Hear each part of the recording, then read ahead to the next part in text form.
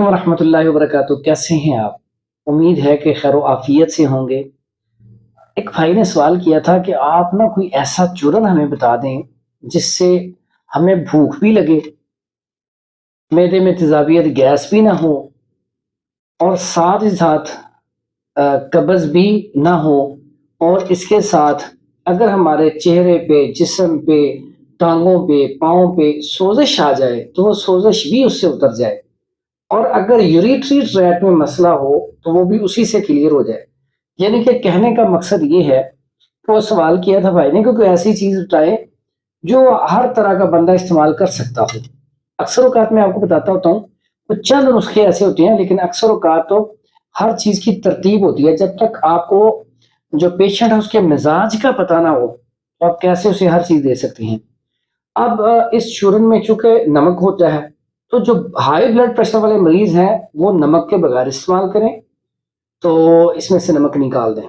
बाकी ये तकरीबन हर तरह के पेशेंट पे ये नुस्खा बड़ा कमाल का रिजल्ट देगा। नुस्खा बड़ा आसान सा है, और बतलाने का मकसद ये कि बहुत सारे हमारे दोस्त अहबाब, बच्चे, उनको भूख नहीं सही लगती और खाना खा लेते हैं तो हजम नहीं होता। किसी को डकारना शुरू हो जाते हैं तो किसी के मैदे में तेजाबियत और गैस बढ़ जाती है, यानी कि किसी ना किसी चक्कर में फंसे रहते हैं। उनके लिए ये नुस्खा बड़ा कमाल का है। सबसे पहले तो नमक स्याह ले लेना है आपने, उसके बाद धनिया ले लेना है आपने, और उसके बाद आपने ले लेना है सौंफ को, शादर, ठीकरी और काली मिर्च। ये नुस्खा देखें, इसमें अज्जा देखें, इसमें सोजिश भी ठीक होगी, बुखार भी जाएगा, खाना हजम भी होगा, बहुत सारी चीजें इसमें क्लियर हो जाएंगी। तो नाज़रीन, नुस्खा बड़ा आसान सा है, बड़ा सिंपल सा है, बड़ा सादा सा है। तो ये नुस्खा आप इस्तेमाल करेंगे ना तो इंशाअल्लाह आप दुआ जरूर करेंगे, क्योंकि ये आपके घर से ये नुस्खा खत्म नहीं होना चाहिए, हर टाइम आपके घर में पड़ा होना चाहिए।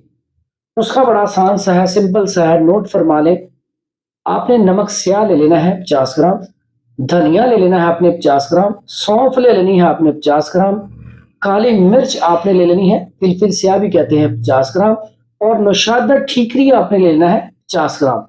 ये सारी चीजें आप लेके इसका पाउडर कर लें। पाउडर करने के बाद छोटी चम्मच जो है चाय वाली, आधी चम्मच आपने सुबह और शाम खाना खाने के बाद खा लेनी है। बल्कि मैं कहूंगा ये बना के रख लें, जब आपने किन्नू खाना है उसके ऊपर लगा लें, जब आपने अमरूद खाना है उसके ऊपर लगा लें, आपने खाना खाना है तो उसके ऊपर इसकी चुटकी जो है ना वो डाल लें सालन के ऊपर।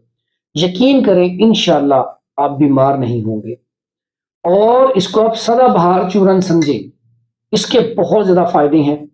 और अगर आपको इसका फायदा मिले तो हमारी वीडियो को सदका जारिया समझकर आगे शेयर कर दें।